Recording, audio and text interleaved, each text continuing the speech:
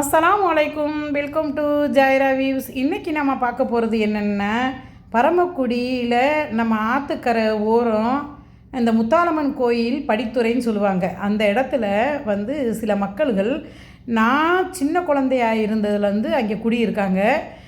இந்த பக்கம் இக்கரை பரமக்குடி, அக்கரை யமுனேஸ்வரம். அந்த இங்கேருந்து பார்த்தா யமுனேஸ்வரம் தெரியும். அந்த அளவுக்கு அங்கனக்குள்ளே இருக்காங்க. அங்கனக்குள்ளே ஒரு கோயில் ஒன்று இருக்குது.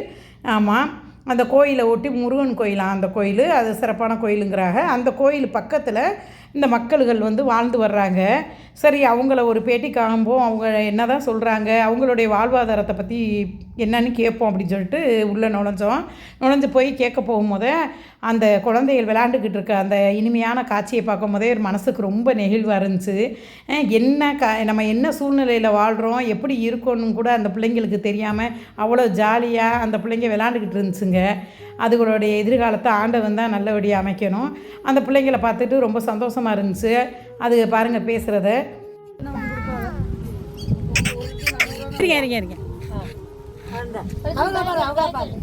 டாடா சொல்லுங்க. சூப்பர். உன் பேர் என்ன? மோசிகா. உன் பேர் என்ன? முருகவல்லி. உன் பேர் என்ன? என்ட்ரன்ஸ்லேயே அந்த குழந்தைகள் மூஞ்சியை பார்க்கும்போது ஒரு சந்தோஷமாக இருந்துச்சு. இப்போ வாங்க உள்ளே போகலாம். உள்ளே போய் பார்ப்போம். ஆமாம், இங்கே நிலவரங்களை பாருங்கள். ஒரு குடிசைகளை அங்கிட்டு இங்கிட்டுமா ஆளுக்கு ஒரு குடிசைகளை அமைச்சு அதுக்குள்ளே ஒரு வாழ்வாதாரம் வாழ்கிறாங்க இங்கே உள்ள மக்கள்லாம். அவங்க என்ன சொல்கிறாங்கன்னு பார்ப்போம் வாங்க. நீங்களே சொல்லுங்கள். இங்கே எத்தனை பேர் இருக்கீங்க? ஒரு 70 வீடு இருக்கு. 70 வீடு இருக்குது. பிள்ளைங்களோட சேர்த்து அது 200-250 பேர் இருக்கீங்க.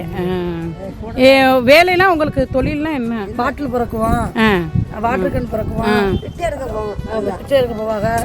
ரெண்டாவது நான் வியாபாரம் பண்ணுவேன். வலைகள் ஏதோ தொழில் சார்ந்தமானது. எங்களுக்கு எந்த தொழில் நிரந்தரம் கிடையாது. என்னென்ன வேலைக்கு கூப்பிடுறாங்களோ அந்தந்த வேலைகளுக்கு போவோம். மகால் வேலை, இலை எடுப்போம்.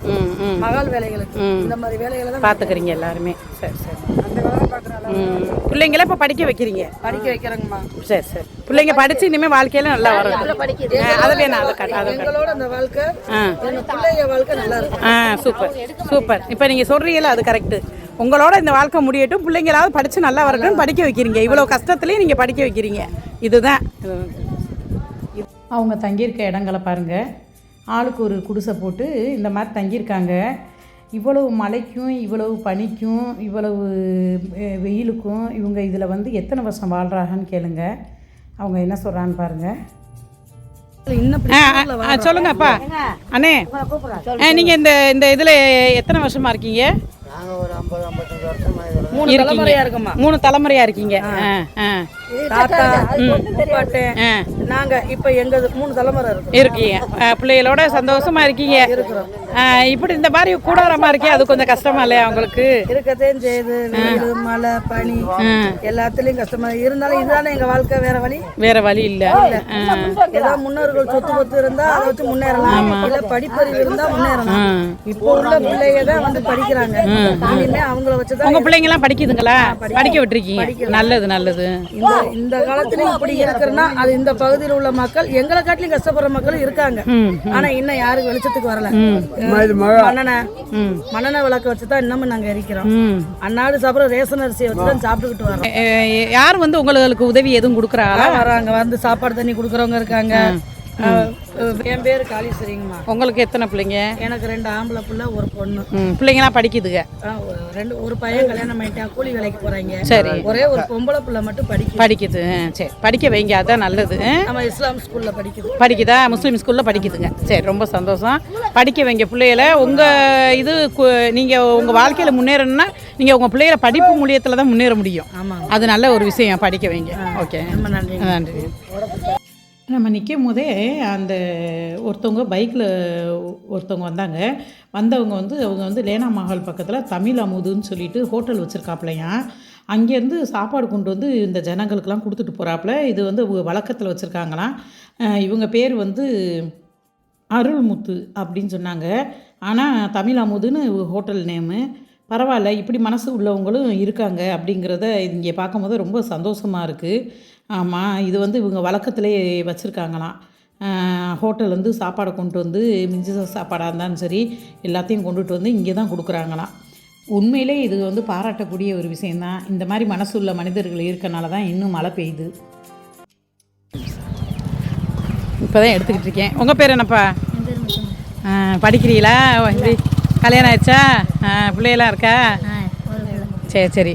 ஃபேஸ்புக்கெலாம் வரும், யூடியூப்லாம் ஒன்றும் பிரச்சனை இல்லைல்ல? ஆமாம், எல்லோரும் ஒரு வெளிச்சம் கிடைக்கணும். ஆமாம், கிடைக்கும் கிடைக்கும், இன்ஷால்லா கிடைக்கும். சரி சரி. எத்தனை வருஷமாக இருக்கீங்க? இருக்கீங்க பிள்ளைய இங்கே தான் இருக்கீங்க. நீங்கள் சொல்லும் போல் பாட்டையும் புட்டு இதுலேருந்து இங்கேயே காலத்தை போய்கிட்டு இருக்கீங்க. உங்கள் பிள்ளை குட்டிகளும் இந்த குடிசை கூரை வீட்டை பழகி போயிடுச்சு. அதாங்க. இதில் ஒரு விஷயம் என்னென்னா, மாடி வீட்டில் பெரிய பெரிய மாளிகையில் காரில் இருந்தால் தான் நம்ம சந்தோஷம்னு நினச்சிட்டு இருக்கோம். கிடையவே கிடையாது. இந்த மனிதர்கள் மூஞ்சியில் ஒருத்தவங்க கூட சோகமாலாம் பேசவே கிடையாது. எல்லாருமே சிரித்த மூஞ்சியோடு பேசி, சிரித்த மூஞ்சியோடு எங்களை வரவேற்று எல்லாருமே என்கரேஜ் பண்ணி பேசுனாங்க. நான் உள்ளே போகும்போது கொஞ்சம் ஒரு பயத்தோடு தான் போனேன், என்ன சொல்லுவாங்களோன்னு. ரொம்ப சந்தோஷமாக எல்லாருமே அவங்க பேட்டி கொடுத்தது பேசுனதுலாம் ரொம்ப எனக்கு நெகிழ்வாக இருந்துச்சு. எல்லாருமே ஜாலியாக தான் இருக்காங்க. நம்ம எவ்வளோ தான் காரு பணம் வசதி வாய்ப்போடு வாழ்ந்தால் கூட இவ்வளவு நிம்மதியாக ஜாலியாக இருப்போமா அப்படிங்கிறது தெரியாது. இவங்க இவ்வளோ கஷ்டத்துலேயே நல்ல சிரிச்ச மூஞ்சியோடு இருக்கிறது தான் இங்கே இருக்க ப்ளஸ்ஸே. இதில் பாருங்கள், இங்கே ஒரு கூடாரத்துக்குள்ளே ஒரு வயசானவங்க இருந்தாங்க. அவங்கள எடுங்கன்னு சொல்லி இங்கே உள்ளவங்க பூரா சொன்னாங்க. சரி சொல்கிறாங்களேன்னு சொல்லிட்டு நான் போய் எடுத்தேன். அவங்க உள்ளுக்குள்ளே இருக்காங்க. அவங்க வந்து நடக்க முடியாதான். வயசு 129 தான். ஆச்சரியமாக இருந்துச்சு. 129 தான், ஆனால் நடக்க மட்டும்தான் முடியாதான். ஆனால் கண்ணு நல்லா தெளிவாக தெரியுமா. ஆமாம், நல்லா கண்ணு தெளிவாக இருக்குமா. அதுக்குள்ளே இருக்காங்க. 129 வயசு வரைக்கும் இன்னும் ஆரோக்கியமாக தான் இருக்காங்கன்னா கண்ணுலாம் தெரியும்னா பார்த்துக்கோங்க.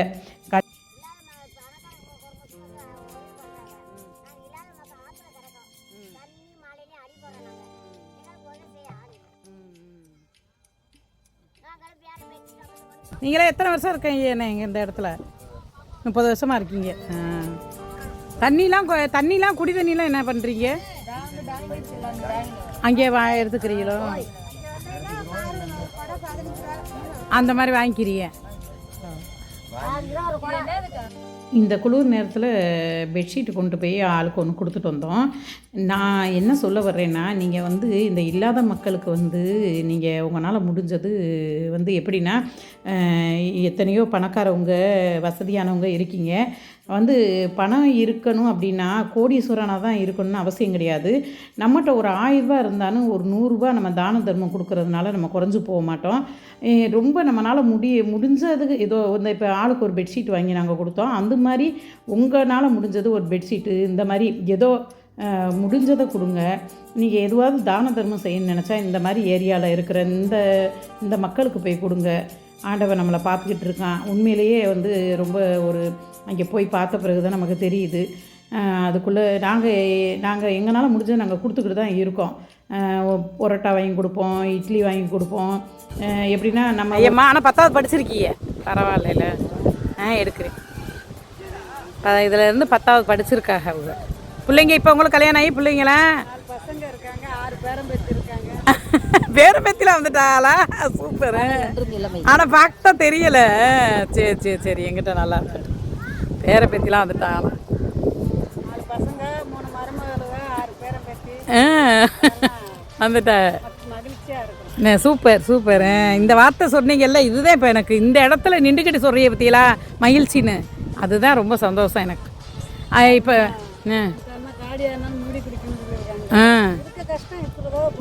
சூப்பர்.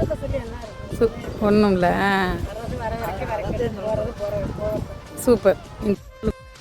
இல்லாதவங்க தான், காசு இல்லை, பணம் இல்லை, நாளைக்கு நிலைமை என்னன்னு தெரியல, ஒரு மழை வந்தால் என்ன ஆகும் தெரியாது, ஒரு வெள்ளம் வந்தால் என்ன ஆகும் தெரியாது, அந்த ஒரு சூழ்நிலையில் வாழ்கிற அந்த மக்கள் ஆனால் ஒன்றுக்கு ஒன்று ஒற்றுமையாக இந்த இடத்துல அவ்வளோ சிறப்பாக வாழ்கிறாங்க. எனக்கு இந்த கஷ்டம் இருக்குது, என்னை காட்டிலும் அவங்களுக்கு அந்த கஷ்டம் இருக்குது அப்படின்னு ஒவ்வொருத்தரும் வீட்டுக்கு கூட்டிகிட்டு போய் காட்டுறாங்க. இங்கே வந்து எல்லாருமே சந்தோஷமாக பேசினாலும் கூட இந்த பிள்ளையோட நிலைமை என்னென்னா, இந்த பிள்ளைக்கு வந்து தகப்பன் இல்லை.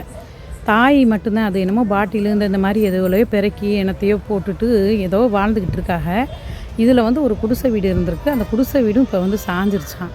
பாவம் இல்லைன்னு சொல்லி ரொம்ப வருத்தப்படுறாங்க. ஒரு குடிசை வீடு போட்டு கொடுக்கக்கூடிய தகுதி யாராவது இருந்து உதவி செஞ்சால் நல்லா இருக்குமே அப்படின்னு பார்க்குறாங்க. இதுக்கு ஆண்டவன் யாராவது நல்லா நம்ம இறக்கம் உள்ள குணம் எத்தனையோ பேர் இருக்கீங்க, ஏதாவது உங்களால் முடிஞ்ச உதவிகளை செய்யுங்க. இப்படி இந்த மாதிரி மக்களுக்கு இப்படி தேடி வந்து செய்கிறதுனால நம்ம ஒன்றும் குறைஞ்சி போகிறது கிடையாது. ஆமாம், அதை வந்து என்கிட்ட சொல்லி போட சொல்லி எல்லோரும் சொன்னாங்க. அதனால் நான் போட்டிருக்கேன். அதுக்கு மேலே ஆண்டவன் இது.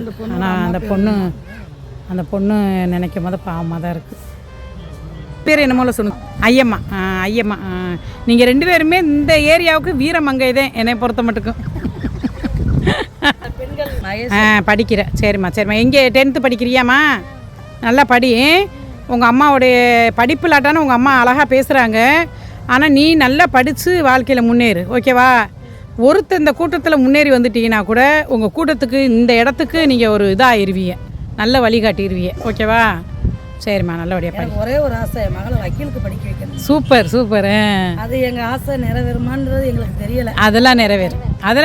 இறைவன் அந்த ஒரு வக்கீலுக்கு படிக்க வைக்கின்ற ஒரு ஆசை இருக்கு.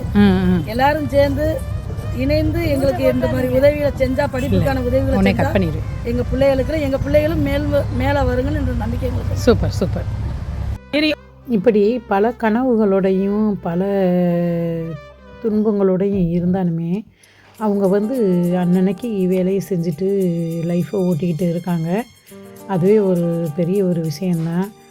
ஆமாம், இப்படி வாழ்கிறவங்க வாழ்க்கையெல்லாம் பார்க்க போகும்போது நம்மளெல்லாம் இறைவன் எங்கேயோ வச்சுருக்கான் அப்படின்னு நினச்சி நமக்கு நாமே ஆதரவு சொல்லிக்கிறணும்.